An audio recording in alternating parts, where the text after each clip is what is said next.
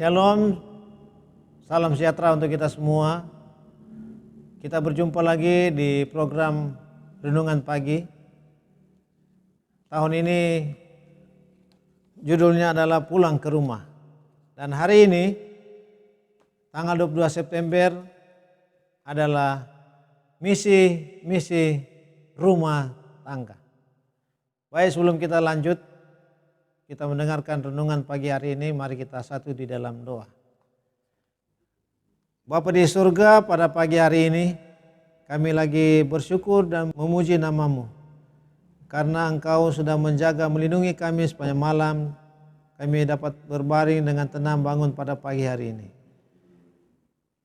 Kami memulaikan kehidupan kami dengan mendengarkan firman Tuhan, mau berhubungan dengan Engkau. Kiranya kuat kuasa-Mu akan menjadi bagian kami. Terlebih Roh Kudus-Mu akan menyinari kami, agar firman Tuhan yang kami dengarkan dan bacakan menjadi berkat bagi kami semua. Berkati kami semua, kasih karunia Tuhan akan menjadi bagian kami.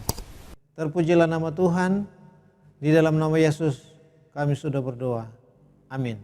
Sekali lagi pagi hari ini adalah misi rumah tangga.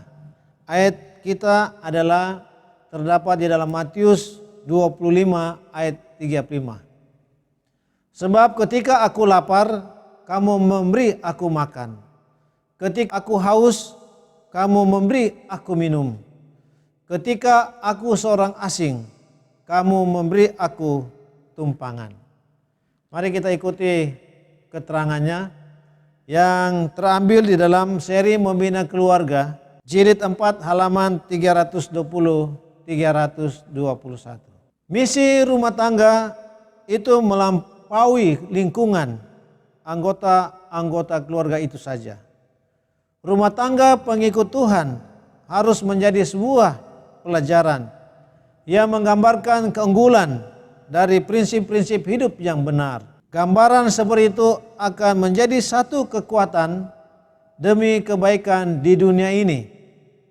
Jauh lebih berkuasa daripada khotbah manapun. Yang dapat dikhotbahkan adalah pengaruh dari sebuah keluarga yang benar atas hati dan kehidupan manusia. Dari keterangan ini jelas bagi kita, misi rumah tangga adalah melampaui lingkungan anggota keluarga. Bagi kita sebagai rumah tangga pengikut Tuhan, pengikut Kristus, harus menjadi apa? Sebuah pelajaran yang menggambarkan keunggulan dari prinsip-prinsip hidup yang benar.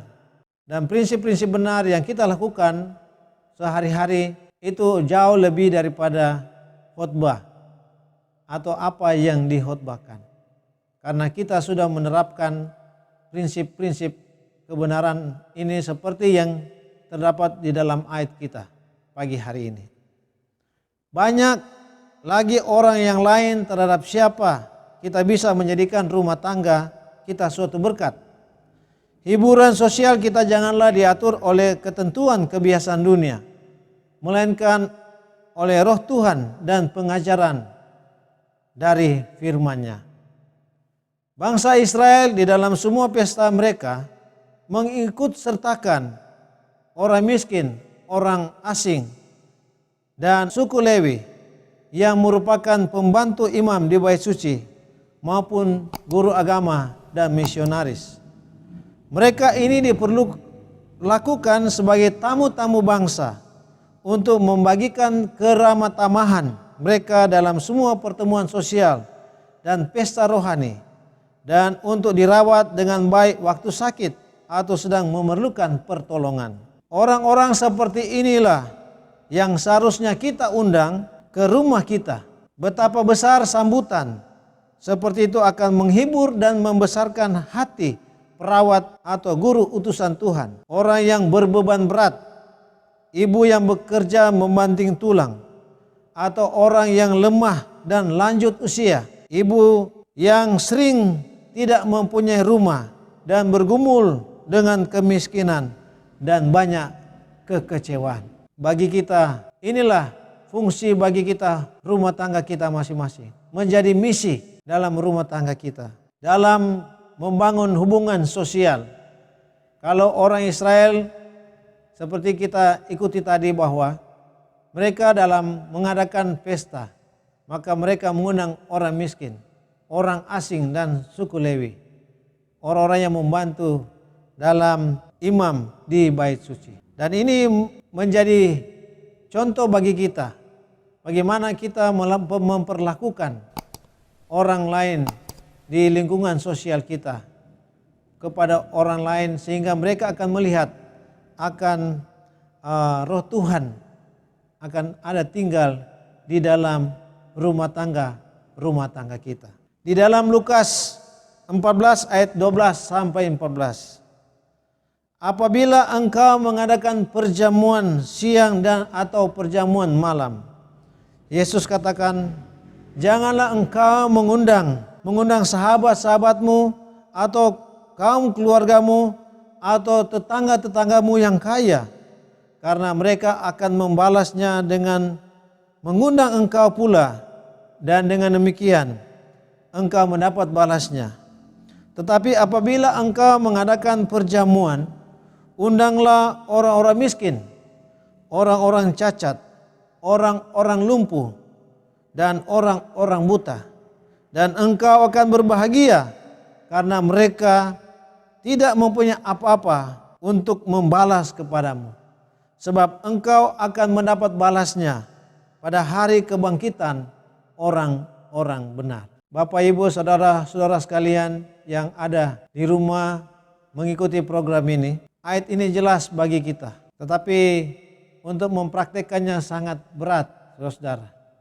Seringkali kalau orang kaya mengadakan pesta, tentunya orang-orang kaya juga yang mereka undang. Kadang untuk diundang orang-orang yang miskin, orang buta, orang timpan dan sebagainya. Tapi kalau kita menerapkan dalam ayat yang kita baca dalam Lukas 14 ayat 12 sampai 14. Inilah acuan bagi kita dalam membangun hubungan sosial dan menjadi misi di dalam keluarga kita atau di dalam rumah tangga kita. Inilah tamu-tamu yang tidak akan terlalu membebani engkau bila mengundang mereka. Tidak perlu engkau menyediakan bagi mereka jamuan mewah dan mahal. Tidak perlu engkau berusaha untuk pamer.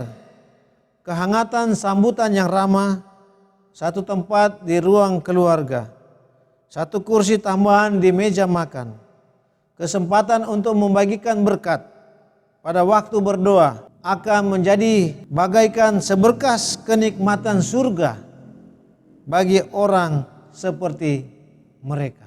Mudah-mudahan setelah kita mengikuti renungan pada pagi hari ini dan mengikuti bacaan yang tulis oleh Nyonya White, maka kita bisa mempraktikkan. Ada satu kursi untuk orang lain yang kita sediakan di meja makan kita. Atau dengan kata lain, ada satu porsi saja, itu sangat pengaruh bagi orang yang kita undang, atau kita bisa bagikan makanan itu kepada orang lain. Rasa simpati kita harus mengalir melampaui batas diri kita dan lingkungan dinding keluarga kita saja. Banyak kesempatan bagi mereka yang mau menjadikan rumah mereka suatu berkat bagi orang lain. Pengaruh sosial adalah satu kuasa yang ajaib. Penting sekali bagi kita, setiap keluarga-keluarga atau rumah tangga kita. Dikatakan rasa simpati harus melampaui bagi mereka, bagi kita. Bukan hanya tinggal di rumah saja, tetapi berikan atau memberikan kesempatan bagi mereka, bagi orang lain. Sehingga rumah kita menjadi satu berkat bagi orang lain. Dan inilah pengaruh sosial yang mempunyai kuasa yang sangat ajaib. Mari kita membangun rumah tangga kita. Kalau kita sudah melaksanakan apa yang dikatakan oleh Yesus, sebab waktu aku lapar, kamu memberi makan. Ketika aku haus, kamu memberi minum. Ketika aku seorang asing, kamu memberi aku tumpangan. Dengan kita menjamu, dengan kita memberikan tumpangan kepada orang lain, seperti kita sudah memberi makan kepada Yesus. Kiranya Tuhan memberkati kita di pagi hari ini. Mari kita berdoa. Bapa di surga, sekali lagi kami datang menyampaikan doa kepadamu. Bersyukur dan berterima kasih oleh kebenaran firman-Mu pada pagi hari ini. Kiranya menjadi berkat bagi kami keluarga-keluarga. Apa yang kami ikuti pada pagi hari ini, kami mau menerapkannya itu di dalam kehidupan kami berkeluarga, dalam hubungan sosial dan dengan orang lain.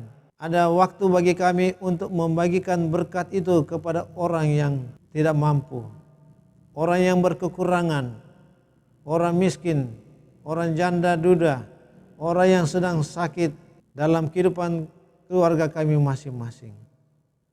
Dan juga kami dengan demikian prinsip yang kami bagikan ini menjadi suatu berkat bagi keluarga kami masing-masing.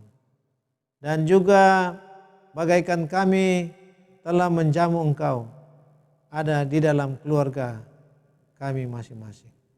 Terima kasih atas kebenaran-Mu pada pagi hari ini. Menjadi berkat yang limpah bagi kami. Bapa di surga menyertai dan memberkati kami sepanjang hari ini. Dalam segala kegiatan kami, dalam pekerjaan kami. Kiranya Tuhan akan menjaga dan melindungi, menjauhkan bagi kami mara bahaya, sakit, penyakit, kecelakaan yang mudah berlaku bagi kami. Terima kasih Tuhan, Engkau mendengar doa kami dan mengampuni dosa kami.